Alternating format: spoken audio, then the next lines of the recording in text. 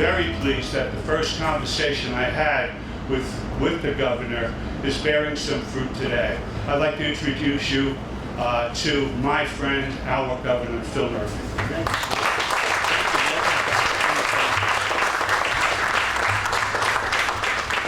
Tom, thank you.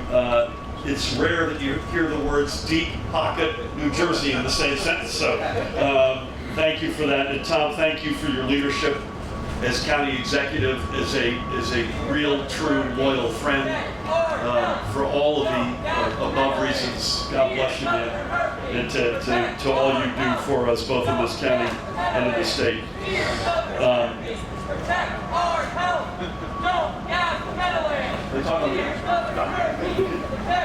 I'm also honored to be joined by Jersey City Mayor Steve Phillips. Steve, thank you for everything and for so graciously hosting us today.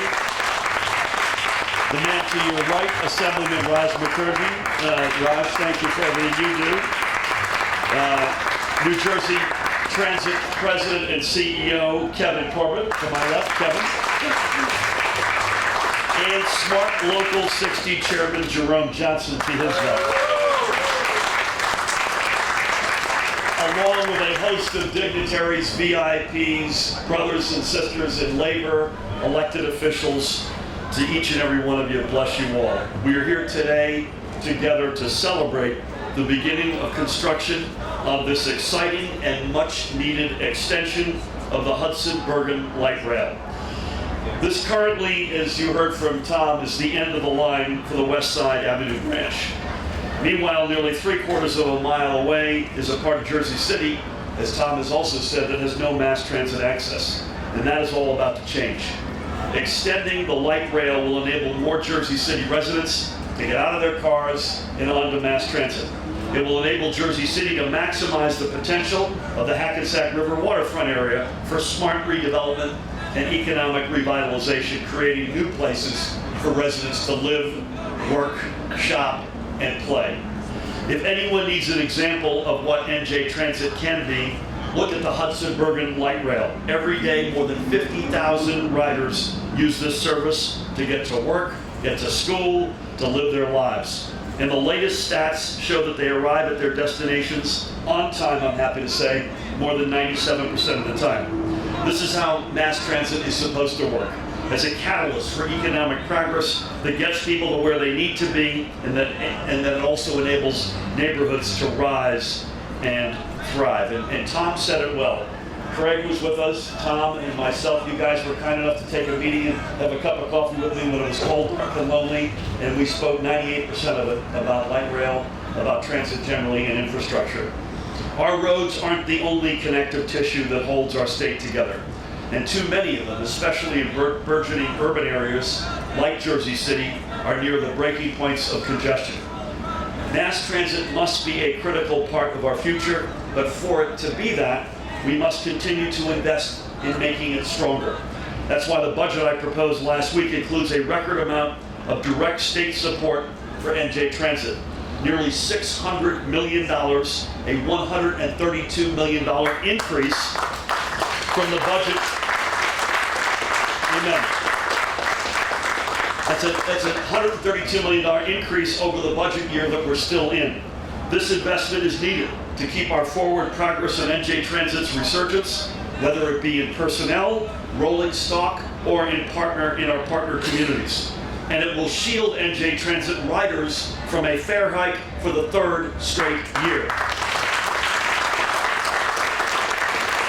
We are still playing catch-up after the near decade of decline and neglect under the last administration that brought NJ Transit to its breaking point, and commuters, frankly, to theirs along with it. We didn't get here overnight. It was the result of up to 90% gutting of state operating support, negligent management decisions, and putting commuters on the back shelf. And we can't fix everything all at once, but alongside the dedicated men and women of NJ Transit, every day we're taking step after step. I just got the February on-time results for this year versus last February, and without question, the data shows that we're improving. This year, it was 93.2% on time. Last year was 88.8%. Our target is 95%, and frankly, my personal target is 100%. We won't rest until we bat 1,000. So while I'm proud of the progress that Kevin and the team are making, if it's your train that was delayed, you're frustrated, you don't care about our batting average, I don't blame you for being frustrated, so am I, and we won't rest until we get to 100. I also will say cancellations year over year were down by 48%. I want that to go down by 100% sooner than later. So today is another step in restoring partnership and cooperation with NJ Transit's communities, and there's none more important than Jersey City, and with the commuters who live here. We're putting commuters first with better communications and new tools to provide them real-time information. We're graduating new engineers and hiring bus operators to refill the ranks to keep the lines fully staffed and running. We're reinvesting in new buses and rail equipment for a more modern, safer, and greener fleet. We're renovating, please make sure they hear that I use the word green, by the way. We're renovating stations to make transit more accessible and comfortable. We're charging ahead on commuter safety through our work to get positive train control at long last complete, up and running. And we're breaking ground on new service lines that will connect more people with points across New Jersey and beyond. This is what a stronger and fairer future looks like. Stronger infrastructure means greater access for riders and new opportunities for long-term community investment. And when we achieve these, commuters win and communities win as well. Just as there is literally no better county leadership in this state than Tom Kajis, there is no better mayor of this state. And it's one of the most exciting cities, not just in New Jersey, but in the entire United States of America. Please help me welcome Mayor Steve Fulop.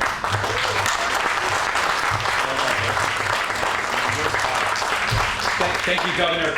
I want to just echo the thank you to Labor. Rex, I know you weren't mentioned, so I want to add you in there as well. And say you guys have been partners on this, so we really appreciate that. And I want to say a special thank you to the two women sitting at the end over there who represent the Ward A and Ward B areas of Jersey City, which is where we are right now. That's Denise Ridley and Mira Prince areas, so thank you.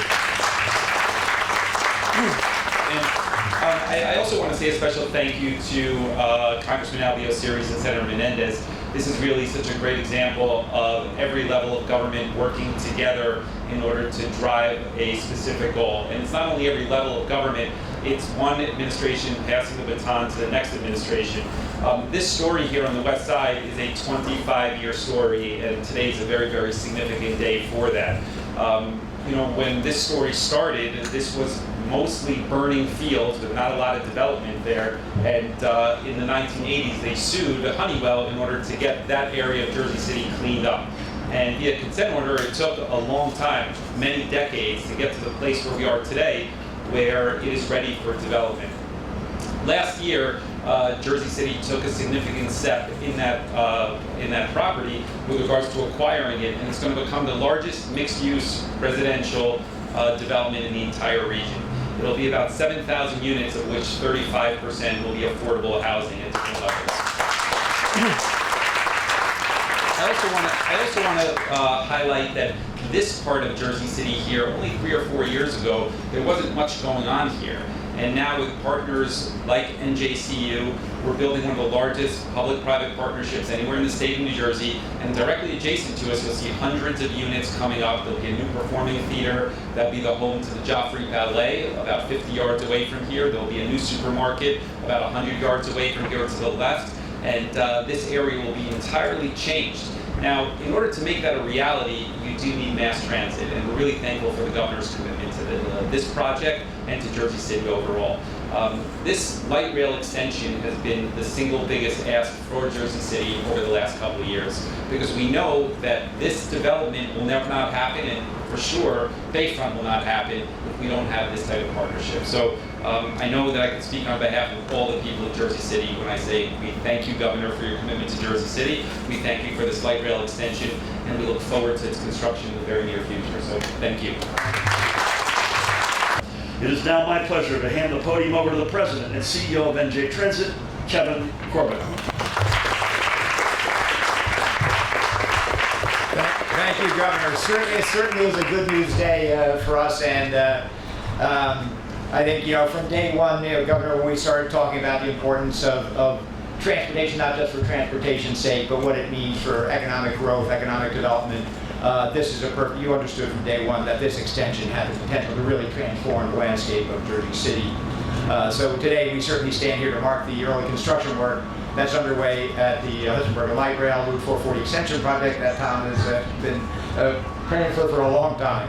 And obviously it will spur economic growth and create an entirely new neighborhood west of 440 with new residential and commercial development parks. It will provide a convenient connection between Jersey City's western waterfront, again, as Tom mentioned, it's not the non-Hudson waterfront and existing transit service with seamless connections to PATH train to Lower Manhattan. We already know how valuable the HBLR has been to residential and commercial development in Jersey City, and I'm sure Mayor Philip certainly can attest to.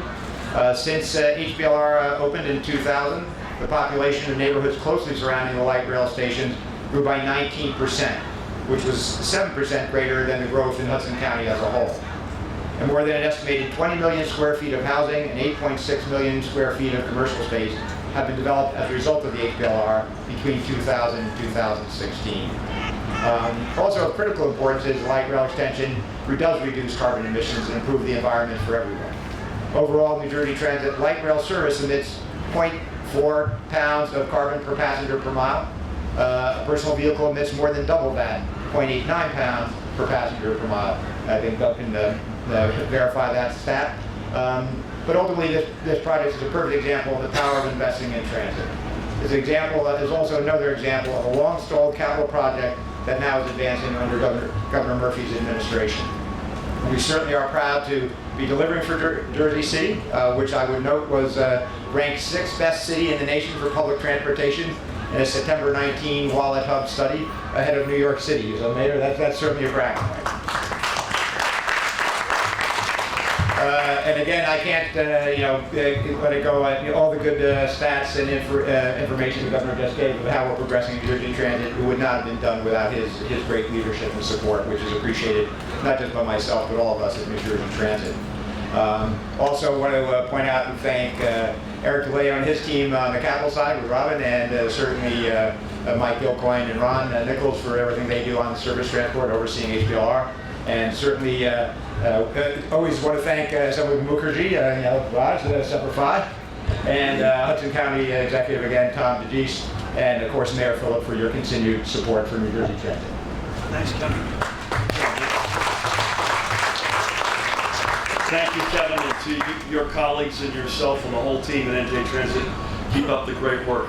I mentioned we have lots of dignitaries in this tent, and none more important than our brothers and sisters of organized labor. If I see any more, I'll pick on Ray and Barry. We're going to start going away for Christmas vacations together. But to each and every one of you, you were there day in and day out when NJ Transit was underfunded and all the challenges. You never wavered. Let the record show that I don't know where we would have been without you. And representing labor, the chairman of Smart TD Local 60, please help me welcome one of the great leaders, Jerome Johnson.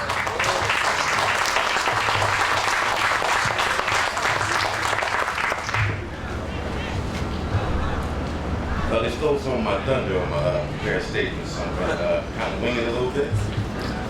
Good morning. My name is Jerome Johnson. I'm the General Chairman of Smart TD Local 60, representing 1,200 conductors and assistant conductors at New Jersey Transit. I would like to say it's an honor and a privilege to be before you to say a few words on behalf of Governor Murphy. Whether it's the groundbreaking here of the Hudson Bergen Light Rail Extension or the attention given to restoring the Portal Bridge, these actions violate the governor's investment in our infrastructure and our environment.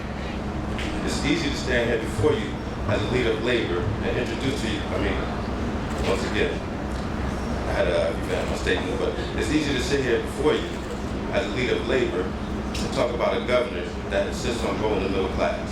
A governor that openly supports labor unions, knowing that labor unions help build the middle class and are the backs of the middle class. In my 23rd year as a conductor, I've seen New Jersey Transit at its best, and I've surely seen it at its worst. The lack of funding New Jersey Transit and mismanagement is a thing of the past. Governor Murphy, in his fiscal 2020 budget, as we all just heard, allocated another $132 million to the budget. This is great for New Jersey Transit. This is great for operations. This is great for labor organizations. Let's just realize that this funding is unprecedented. And once again, the riding public, as the governor shared, will not be punished by raising fares. The executive team led by Executive Director Kevin Corbett, Chairwoman of the Board of Directors Diane Gutierrez said, Vice President Ray Kenny, and Vice President Bus Michael Kilcoyne are the right leaders in place to change the culture and the direction of this agency. The team realizes working collectively with the brothers and sisters of labor unions at New Jersey Transit will only enhance Governor Murphy's vision for the agency.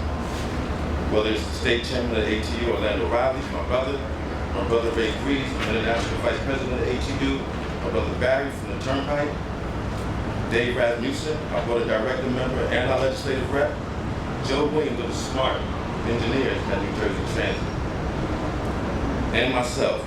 We as labor leaders realize the commitment to prepare New Jersey Transit by Governor Murphy and his team is real, and we welcome the long overdue change. I would like to say that Governor Murphy is our governor and is moving the state in the right direction, and we must support him every chance that we get because he is the man who completes the job. Thank you.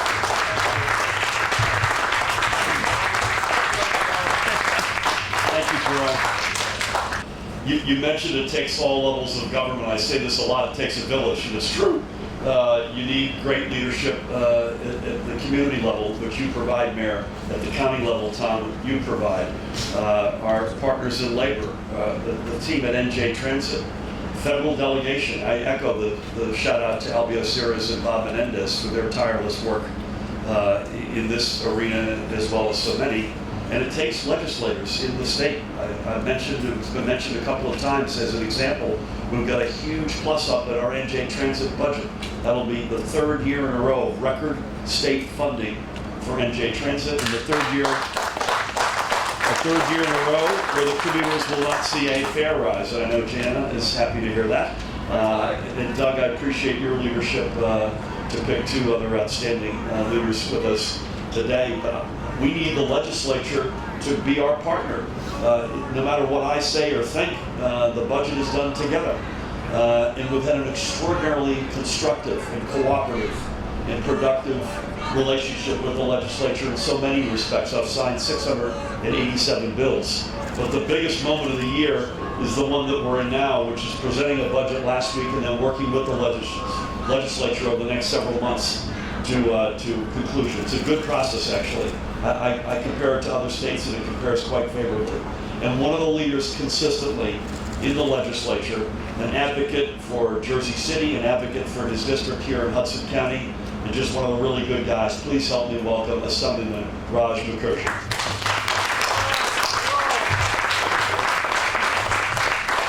Thank you, Governor.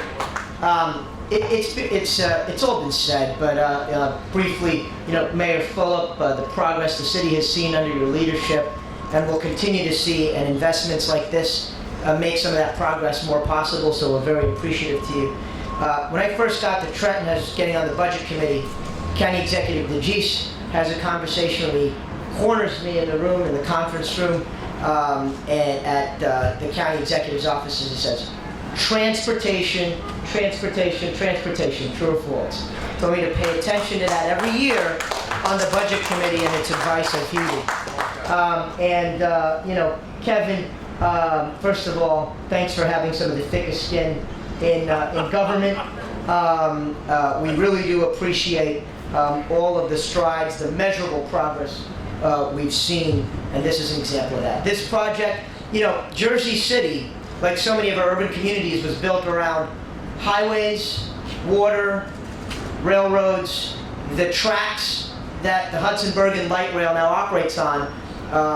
Once serviced, those trains once serviced the Colgate plant, and to see when Alexander Hamilton said one day a great city will rise on the west bank of the Hudson River, I don't think he knew just how complicated a road that would be when it comes to this particular project. But this capital investment is going to see jobs, our friends in labor. We're appreciative of you. Ray, we all mourn with you. We're still keeping you in our thoughts. Sorry again for your loss. But we're gonna see jobs. We're gonna see, above all, a burden eased on our commuter communities, and 62% fewer greenhouse gas emissions result from light rail than private cars. So, Governor, we're really grateful that you're continuing to put recurring, dedicated revenue sources and investments in mass transit. We're going to see that back tenfold. We hope that you acknowledge no one provides better customers, more business to you than Hudson County, and we're pleased to see that coming back. That doesn't mean we're going to stop breaking your chops about bus service, and I know you wouldn't have it any other way, but we're so delighted to work with you and to celebrate this progress that we're seeing. It's tangible, you can feel it, you can touch it. This is an example of that, and we're grateful to you, Governor. Thank you. Thank you. We mentioned Albio Ceres a couple of times here in his own right, Mayor Rich Turner, but also representing Congressman Ceres. So thank you, Rich. We're not taking any questions. I think we're going to do a photo op up here. But before I do, because we've got cameras here, I do want to take this opportunity to say that there are, again, as I said yesterday, thank God, we still do not have any coronavirus patients in the state of New Jersey. Obviously, just because we don't does not mean we're not taking this seriously. It's become our lives, in fact, morning, noon, and night. I've got a call with some federal representatives here right after this. Again, if anyone has any questions, it's 1-800-222-1222, 1-800-222-1222. That's 24 hours, or nj.gov/health, nj.gov/health. If there's anything that we've got to report, I promise you we'll report it. At the moment, as I say, as of everything I know right now, we still have no confirmed cases in New Jersey. God bless you all. Thank you so much, County Executive, Mayor, Assemblyman, CEO, Chairman, and to each and every one of you. Thank you.